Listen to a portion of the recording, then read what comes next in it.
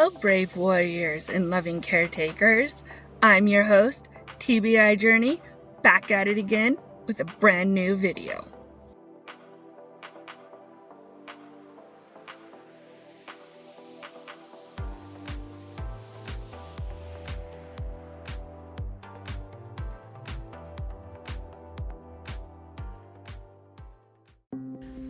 If caregiving has drained your heart lately, this journal can help you heal.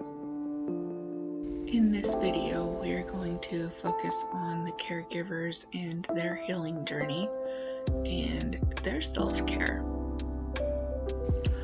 I've titled this Caregivers Reflective Journal. In real time, let's fill this out together.